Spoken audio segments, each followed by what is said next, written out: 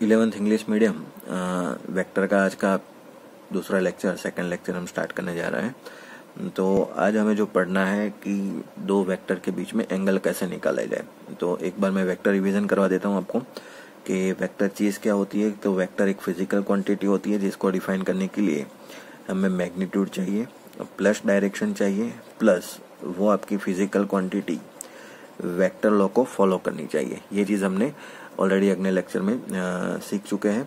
और वेक्टर को डिफाइन कैसे किया जाता है, या फिर आप वेक्टर को आप ऐसे डिनोट करेंगे। ये वेक्टर है तो उसके ऊपर आप ऐसे एरो लगाएंगे, या फिर हम ऐसे बोल्ड लेटर में लिखते हैं, याद कर लीजिए, है ना। तो ये दो चीज़ें सीखी थी। और ये यूनिट वेक्टर को आप ऐसे कैप या फिर हैट करके आप बना सकते हैं। तो ये चीज़ें होती है वेक्टर को डिनोट करने के लिए। आज जो हमें डिसाइड करना है कि दो वेक्टर के बीच में एंगल कैसे निकाला जाए। तो याद रखिए कि आपके पास अगर मान लो कि वेक्टर ए है, ये वेक्टर बी है, और इन दोनों के बीच का एंगल अगर मान लो कि 30 डिग्री है ना, रेंडमली आप ऐसे कोई एग्जांपल से समझिए।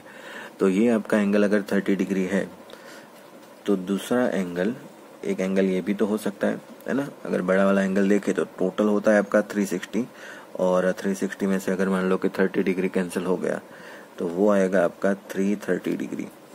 तो दोनों एंगल आपके सही है, लेकिन वेक्टर में हमेशा जो छोटा वाला एंगल होता है वही हमारा काउंट होता है ना। तो हमें ऑलवेज क्या, ये छोटा वाला एंगल ही हमें बताना होता है।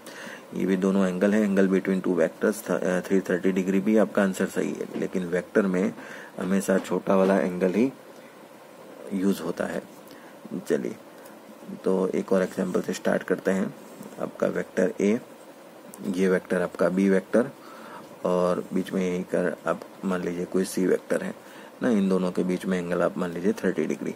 तो अगर मैं आपको पूछूं कि वेक्टर ए एंड सी के बीच का एंगल बताइए, ए एंड सी के बीच का, तो छोटा वाला एंगल आपका कौन सा है, 30 डिग्री। आप ऐसा पूरा घुमाओगे तो 330 डिग्री होगा, है ना। ये ऐसे यहाँ से, तो आपको तो ऑलवेज कौन सा बताना है, छोटा वाला एंगल बताना है। तो ये आपका आंसर आ जाएगा यहाँ पर 30 डिग्री। अब मैं आपको पूछूं कि ए और बी के बीच में बता दीजिए, तो angle between A vector and B vector is given by, है ना। तो ये देखिए आपको दिख रहा है यहाँ पर 90 डिग्री हो रहा है एंगल पूरा आपका, है ना। तो ये आपका आंसर आ जाएगा वहाँ पर 90 डिग्री। यहाँ पर आपका आंसर था 30 डिग्री। और लास्ट क्वेश्चन इसमें पूछा जा सकता है कि बी एंड सी के बीच में बता दीजिए। तो बी एंड सी के बीच में ये आपका एंगल 30 है, तो ये एंगल कितना हो जाएगा आपका 60 डिग्री, क्योंकि टोटल आपका 90 डिग्री है। तो बी एंड सी के बीच में एंगल आपका हो जाएगा 60 डिग्री। तो ये तो नॉर्मल से क्वेश्चन हो गए, है ना। इसके टफर वर्जन कैसे पूछे जाते हैं, तो टफ वर्जन इसका देखते हैं कि आपको ऐसे पूछेंगे कि यहाँ पर, चलिए मैं आपको एग्जाम्पल से बता देता हूँ। यहाँ पर ले लीजिए वेक्टर ए, और यहाँ पर दूसरा वेक्टर बना लेते हैं वेक्टर बी, और ये जो एंगल है वो है आपका 120 डिग्री। चलिए, अब ये टफ हो गया आपका कि angle between A and B है ना, तो मोस्ट ऑफ आप आंसर क्या देंगे, 120 डिग्री। तो 120 डिग्री आंसर नहीं आता है। जब भी आपको एंगल निकालना है तो एक चीज याद रखो, एंगल निकालने के लिए आपको वेक्टर की टेल, और एक वेक्टर की टेल और सेकंड वेक्टर की टेल दोनों को कनेक्ट करना पड़ेगा, है ना। तो यहाँ पर टेल और ये दूसरी टेल ये कनेक्ट नहीं है। इसमें अगले वाले न्यूमेरिकल में देखिए हमने क्या किया था, इसकी टेल देखो ए वेक्टर की यहाँ पर है, सी की यहाँ पर है और बी की यहाँ पर है। तो हमने यहाँ से आसान तरीके से निकाल दिया, लेकिन यहाँ पर तो अलग है। इसकी टेल ए वेक्टर की और बी वेक्टर का हेड दोनों जुड़ा हुआ है। तो आप इसमें एंगल बिटवीन टू वेक्टर्स ऐसा सीधे नहीं निकाल सकते। तो एक प्रॉपर्टी मैंने आपको बताई थी कि वेक्टर को आप पैरेलल शिफ्ट कर दे तो उसमें कभी भी आपका एंगल या फिर मैग्नीट्यूड चेंज नहीं होता है ना। फिर से रिवाइज करवा देता हूँ। उसमें क्या होता है कि अगर मान लो कि आपके पास ऐसे कोई वेक्टर है, ये वेक्टर मान लीजिए ए, है ना। तो इसको मान लो कि मैं यहाँ से उठाकर ऐसे यहाँ शिफ्ट कर दिया, चलो, है ना। तो देखो इसका एंगल यहाँ पर भी पहले थीटा था, और यहाँ से यहाँ उठाने पर भी एंगल कितना हो गया, हॉरिजॉन्टल के साथ थीटा बना रहा है। इसका मैग्नीट्यूड भी पहले ए था, और उसके बाद भी मैग्नीट्यूड उसका ए का ही सेम रहा। अगर कोई भी वेक्टर को आप 360 डिग्री घुमा लीजिए, ये वेक्टर एज इट इज, तो इसको पूरा 360 डिग्री घुमाकर वापस ले आइए, है ना, तो भी उसके मैग्नीट्यूड और एंगल में कभी चेंज नहीं होता। एक चीज और ये प्रॉपर्टी याद रखिए। तो दो प्रॉपर्टी का यहाँ पर इस्तेमाल करते हैं। तो ये वेक्टर को मैं पैरेलल शिफ्ट कर देता हूँ। ये जो वेक्टर है उसको उठाकर मैं ऐसे यहाँ आगे रख सकता हूँ। चलिए, तो इसको मैंने शिफ्ट कर दिया यहाँ पर। अब देखिए ध्यान से, अब इन दोनों की टेल कनेक्ट हो गई। ये बी वेक्टर था, इसको मैंने उठाया और यहाँ पर ले गया, शिफ्ट किया, तो बी वेक्टर यहाँ पर आ गया। अब निकालने का ट्राई करते हैं, अब कैसे होगा। तो ये यहाँ से अगर मान लो कि परपेंडिकुलर लाइन यहाँ से खींची जाए, तो आप सबको पता है ये एंगल कितना है आपका 90 डिग्री। तो ये एंगल कितना बचा, तो ये बच गया आपका 30 डिग्री, है ना। तो यहाँ से एक और लाइन खींची जाती है ना। तो क्रॉस एंगल आप सबको पता है ये 30 डिग्री, तो ये भी कितना हो जाएगा आपका 30 डिग्री एंगल, है ना। तो क्रॉस एंगल सेम होते हैं। तो ए और बी के बीच में ये तो टोटल 90 है, तो यहाँ पर एंगल आ जाएगा आपका 60 डिग्री। तो ए और बी के बीच का जो एंगल है आपका आंसर यहाँ पर आ रहा है 60 डिग्री, है ना। तो ऐसे निकाला जाता है। तो ये आपका थोड़ा टफर वर्जन था। फिर से मैं बता देता हूँ कि जब भी आपको एंगल बिटवीन टू वेक्टर्स निकालना है तो दोनों वेक्टर की टेल कनेक्ट होनी चाहिए 100%, है ना। किसी का हेड और किसी की टेल अगर जुड़ी हुई है तो उन दोनों में आप कभी भी उसके एंगल निकाल नहीं सकते, है ना। तो याद रखो। चलिए एक और न्यूमेरिकल से स्टार्ट करते हैं फिर से। वेक्टर ए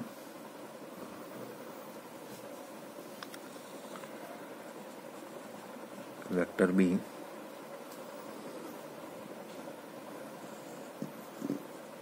वेक्टर सी जिसका एंगल है आपका 30 डिग्री। चलिए ऐसे न्यूमेरिकल में क्या किया जाए।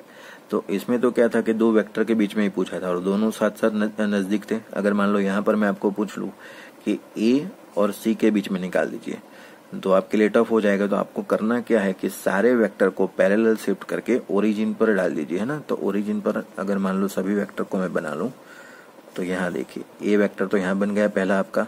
चलिए ए वेक्टर ऐसे बन गया, बी वेक्टर ये हो गया, है ना। ओरिजिन पर मैंने शिफ्ट कर दिया, इसको उठाया यहाँ रखा, बी वेक्टर को उठाया यहाँ रखा, सी वेक्टर को उठाया और यहाँ रखेंगे, है ना। पैरेलल शिफ्ट की प्रॉपर्टी को इस्तेमाल करेंगे यहाँ पर। तो सी वेक्टर को मैंने उठाकर यहाँ रख दिया, जिसका एंगल कितना है आपका 30 डिग्री लीजिए। तो आपका काम आसान हो गया। सभी की टेल देखो जुड़ गई यहाँ पर, है ना। टेल सभी की कनेक्ट हो रही है। तब मैं आपको पूछ लूँ कि ए और बी के बीच में निकालना है angle between A and B, तो आप सीधा बता देंगे 90 डिग्री। मैं आपको पूछूं कि ए और सी के बीच में निकाल दीजिए, तो ए एंड सी के बीच में, तो ये तो कितना है आपका 90, ये 30 है, तो ये कितना हो जाएगा आपका 60 डिग्री, है ना। तो ए एंड सी के बीच में आपका आ जाएगा 90 + 60, है ना। तो ये हो जाएगा आपका 150 डिग्री। अब मैं आपको पूछूं कि बी एंड सी के बीच में निकाल दीजिए, तो बी एंड सी के बीच में बहुत आसान है, सीधा दिख रहा है यहाँ पर 60 डिग्री। तो आपको करना क्या है कि सभी वेक्टर को ओरिजिन पर शिफ्ट कर देना है। ओरिजिन पर शिफ्ट करने पर आपको आपका आंसर मिल जाएगा। तो चलिए आपको होमवर्क में 2-3 न्यूमेरिकल दे देते हैं, तो आप ट्राई कीजिए इसका कैसे एंगल बिटवीन टू वेक्टर से निकालना है सभी में आपको।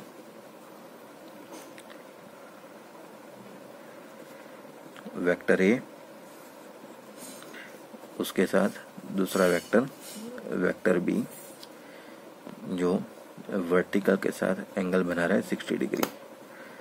इसके साथ एक और जुड़ा हुआ है वेक्टर सी, और ये जो एंगल बना रहा है आपका 30 डिग्री। चलिए ठीक है। चलिए ये न्यूमेरिकल मैं कर देता हूँ, उसके बाद एक होमवर्क में दूंगा, तो आपको ये प्रैक्टिस हो जाएगी, जल्दी समझ में आ जाएगा। तो मैंने आपको कहा करना क्या है कि सभी वेक्टर्स को आपको ओरिजिन पर रख देना है ना, उठाकर। चलिए तो आप यहाँ पर रख दीजिए ओरिजिन के ऊपर। यहाँ पर ए वेक्टर को ऐसे उठाया और यहाँ पर रख दिया। ए वेक्टर देखो ध्यान से, ये तो सेट हो गया सीधा। बी वेक्टर को उठाकर यहाँ रखना है ना। तो ये उठाया यहाँ से और यहाँ रखा है ऐसे। तो बी वेक्टर आपका यहाँ जो एंगल बना रहा है आपका यहाँ से कितना बना रहा है 60 डिग्री, है ना। देखिए वर्टिकल के साथ एंगल कितना है उसका 60 डिग्री। सी वेक्टर को उठाना है, तो ये सी वेक्टर को उठाया और ओरिजिन पर ऐसे शिफ्ट किया। तो सी वेक्टर यहाँ से यहाँ उठाकर यहाँ रख दिया। तो सी वेक्टर का ये हॉरिजॉन्टल के साथ एंगल बन रहा है वहाँ पर 30 डिग्री। तो अब तो चीज़ आसान हो गई, आपका ए वेक्टर, बी वेक्टर और सी वेक्टर मिल गया।